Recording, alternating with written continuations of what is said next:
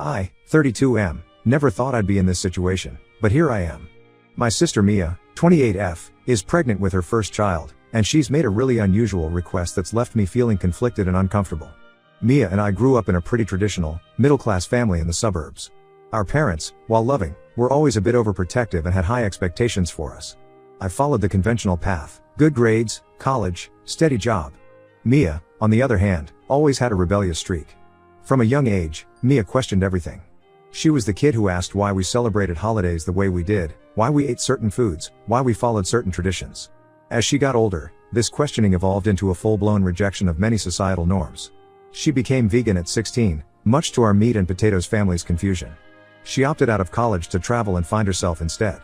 Our parents were concerned, but I admired her free spirit, even if I didn't always understand her choices. Mia met her boyfriend Craig, 30 about 3 years ago at a meditation retreat.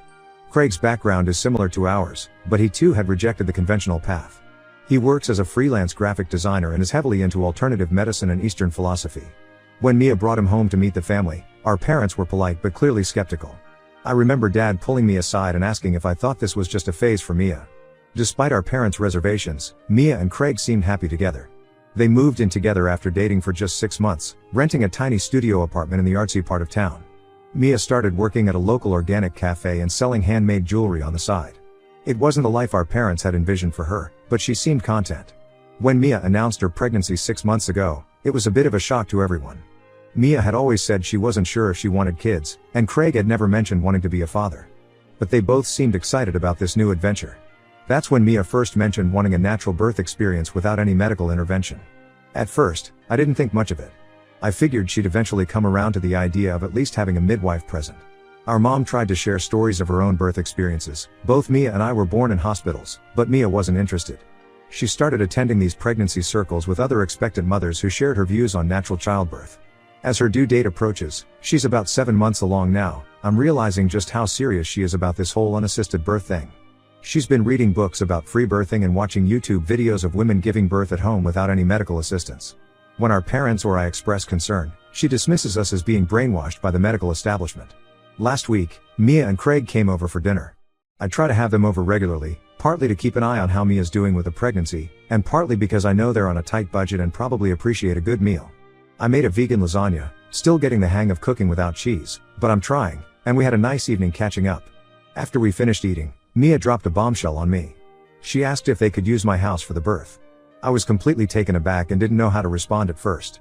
Mia explained that their tiny studio apartment wasn't suitable for a home birth. They don't have a bathtub, and there's barely enough room to walk around, let alone set up a birthing pool. Plus, they're worried about noise complaints from neighbors if they do it there. Apparently, they've already had issues with their downstairs neighbor complaining about Craig's late-night guitar playing. I have a modest 3-bedroom house with 2 bathrooms, one of which has a large soaking tub. I bought the place a couple of years ago when I got a promotion at work. It's nothing fancy, but it's comfortable and in a quiet neighborhood. Mia said it would be perfect for a water birth, which is apparently what she's envisioning. When I hesitated, Mia got emotional. She started talking about how important it is for her to have a peaceful, intimate birth experience. She said I should be honored to be part of such a special moment in her life. She even brought up how I'd always been supportive of her choices in the past, unlike our parents. Craig chimed in, saying they've been struggling to find a suitable location and that I was their last hope. I tried to gently suggest that maybe they should consider a hospital birth, or at least consult with a midwife. But Mia shut that down immediately. She's adamant about having an unassisted birth, claiming that hospitals are too clinical and interventionist. She started rattling off statistics about C-section rates and medical interventions that she'd read online. Here's where I'm really torn. I love my sister, and I want to support her. We've always been close, despite our different life paths. When our parents struggled to accept some of Mia's choices, I was often the mediator, the one who encouraged them to keep an open mind. But the idea of an unassisted home birth in my house terrifies me. Neither Mia nor Craig have any medical training. What if something goes wrong? I'm not comfortable with the potential risks or liability. I also feel weird about the logistics.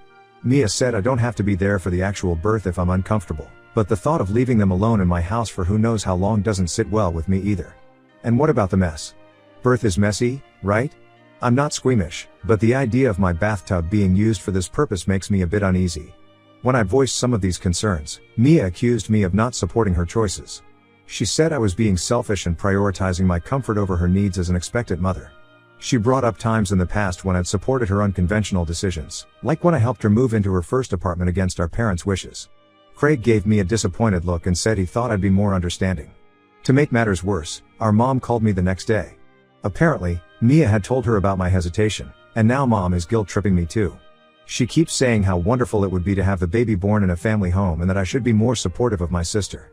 I think mom is just desperate to be involved in some way, since Mia has been shutting her out of most of the pregnancy process. I feel like I'm being pressured from all sides, but my gut is telling me this is a bad idea. I'm worried about safety, liability, and honestly, the whole situation just makes me incredibly uncomfortable. Part of me wonders if I'm overreacting, if I'm letting my more conventional mindset cloud my judgment. But another part of me feels like this is a step too far, that supporting Mia's choices is one thing, but potentially putting her and her baby at risk is another. I've tried reaching out to some of Mia's friends to see if they can talk sense into her, but most of them seem to share her views on natural childbirth. I even considered calling Craig's parents, but I've only met them a couple of times and I'm not sure how they'd react. So, Reddit, Ida for not wanting my sister to give birth in my house? Am I being unsupportive, or are my concerns valid? I'm really struggling with this decision and could use some outside perspective. How do I support my sister without compromising my own boundaries and concerns for her safety? Update 1. Thank you all for your responses to my original post. I've been overwhelmed by the support and advice I've received. A lot has happened since I last posted, and I wanted to give you all an update. After reading through the comments, I realized I needed to have a serious conversation with Mia. I invited her over, without Craig this time, to talk things through. I thought maybe if we could speak one-on-one, like we used to when we were kids, we might be able to find some common ground. It didn't go well. I made Mia's favorite tea, a special blend she introduced me to a few years ago, and we sat down in my living room. I tried to calmly explain my concerns about safety and liability. I even showed her some of the resources you all shared about the risks of unassisted home births. I thought maybe if she saw the information coming from neutral sources, not just from me or our parents, she might be more receptive. Mia listened at first, sipping her tea and nodding along. But as I continued, I could see her body language changing. She set down her mug and crossed her arms. When I finished speaking, she was quiet for a moment, and I thought maybe I'd gotten through to her. But then she got defensive. She accused me of not trusting her judgment and trying to control her birth experience. "You sound just like mom and dad," she said, her voice rising. "I thought you were different, I thought you understood me." She went on to say that I was betraying her by siding with the medical establishment and that I clearly didn't respect her as a woman or a mother. Things escalated when I suggested that if she was set on a home birth, she should at least consider having a certified midwife present. I thought this was a reasonable compromise, but Mia exploded. She stood up, knocking over her mug in the process. Tea spilled across my coffee table, soaking into the stack of pamphlets I'd printed out about safe home birthing practices. "I can't believe this," she shouted, tears in her eyes. "My own brother, betraying me like this. You're just like our parents, trying to control my life, my choices." She stormed out, slamming the door behind her. I was left standing there, stunned, surrounded by the mess of spilled tea and scattered papers. The next day, I got a series of angry text messages from Craig. He called me a selfish jerk and said I was causing Mia unnecessary stress during her pregnancy. He even threatened to cut me out of the baby's life if I didn't get on board with their plan. Reading those messages, I felt a mix of anger and sadness. How had things gotten to this point? I was feeling pretty awful about the whole situation, replaying the argument with Mia over and over in my head. But then something unexpected happened. My neighbor, Peggy, 35F, who's a labor and delivery nurse, came over. She said she'd overheard Mia yelling as she left my house and wanted to check if everything was okay. I ended up spilling the whole story to Peggy over a cup of coffee. It felt good to talk to someone who wasn't directly involved in the family drama. Peggy listened patiently, then shared her professional perspective. She was horrified when she heard about Mia's plans. She shared some really sobering statistics about the risks of unassisted home births, especially for first-time mothers. But the real bombshell came when Peggy pointed out something I hadn't even considered. In our state, it's actually illegal to assist in a home birth without proper certification.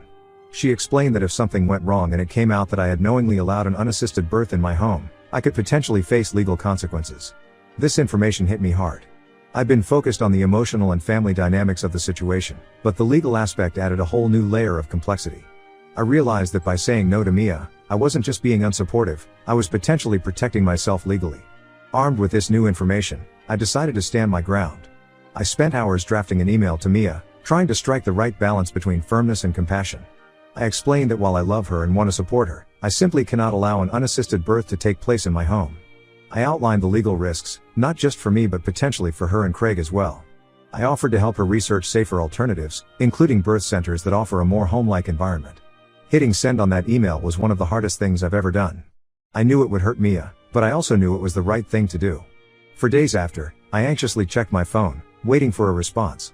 But Mia remained silent. However, our mom called again. This time, instead of guilt-tripping me, she actually thanked me for standing firm. Apparently, Peggy had reached out to her, with my permission, to share her professional concerns, and it finally got through to our mom how risky this plan is. Mom admitted that she'd been so desperate to be involved in Mia's pregnancy that she'd been willing to overlook the dangers. Now, she's fully on my side and is trying to talk sense into Mia. The family dynamics have shifted dramatically. Craig's parents have also gotten involved, and from what I hear, they're not happy about the unassisted birth plan either. They've offered to help pay for a midwife or a birth center, but Mia and Craig are reportedly not speaking to them either. As of now, I'm standing firm on my decision.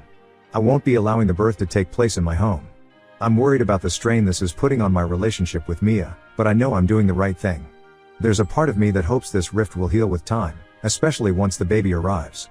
But another part of me worries that this could be a turning point in our relationship, that things might never be the same between us. I'll update again if there are any major developments. Thank you all again for your support and advice through this challenging time. Update 2. It's been a whirlwind couple of weeks since my last update, and I have some surprising news to share.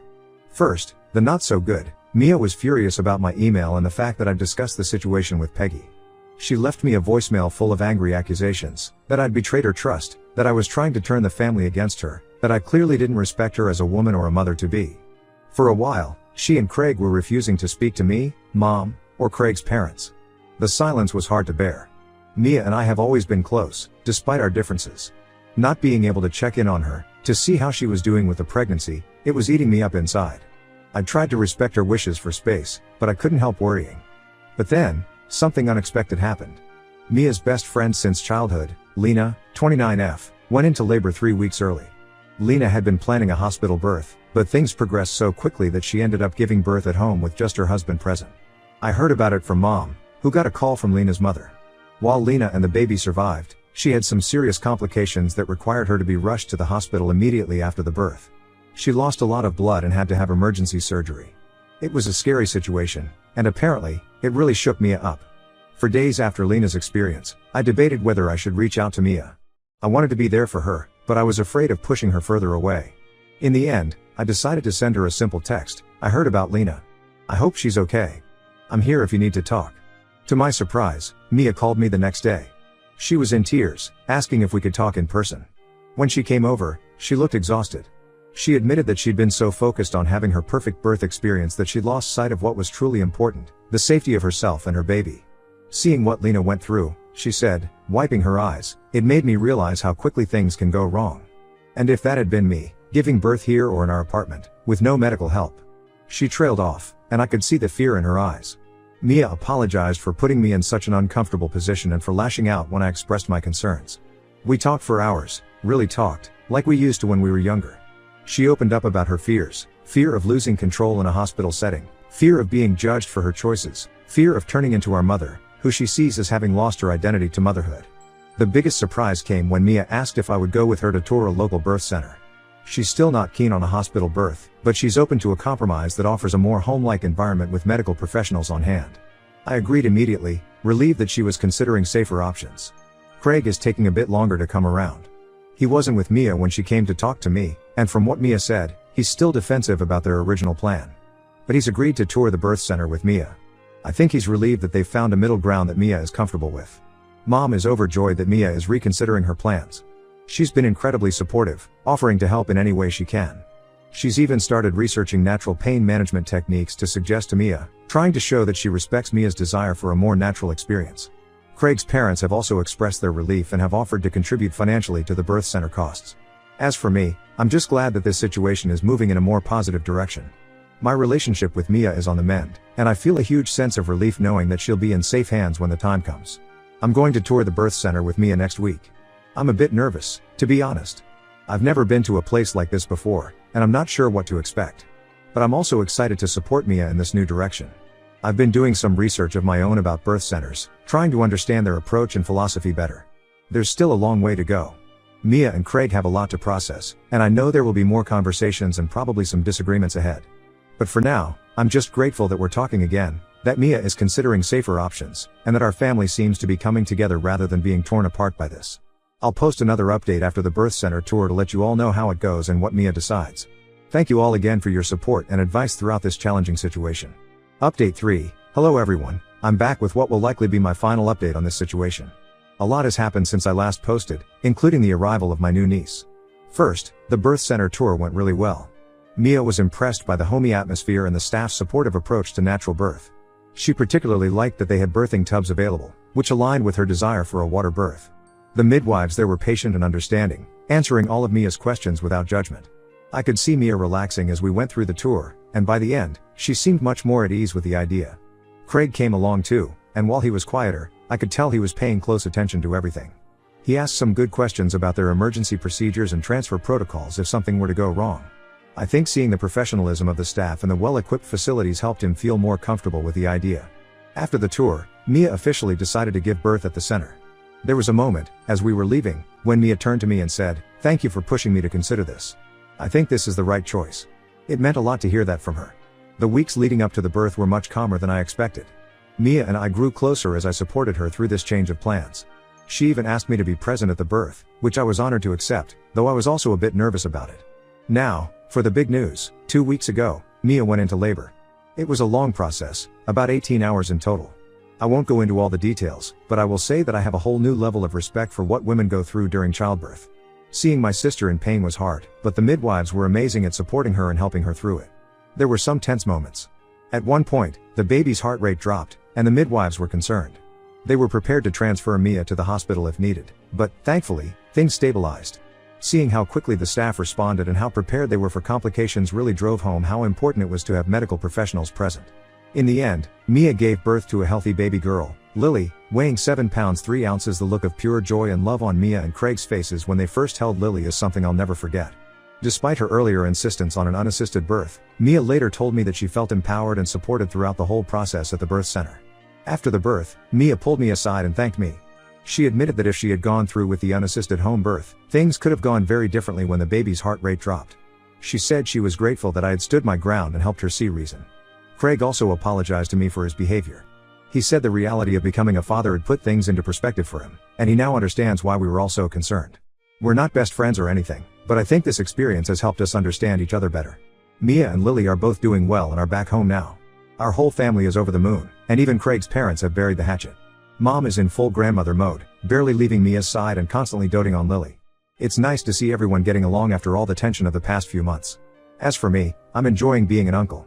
Holding Lily for the first time was an incredible feeling, and I'm so glad that everything worked out safely in the end. Mia and I have had some good talks since Lily's birth, and I feel like our relationship is stronger than ever. Thank you all again for your advice and support throughout this journey. It's been a wild ride, but I'm grateful for the positive outcome and the stronger relationships that have come out of it.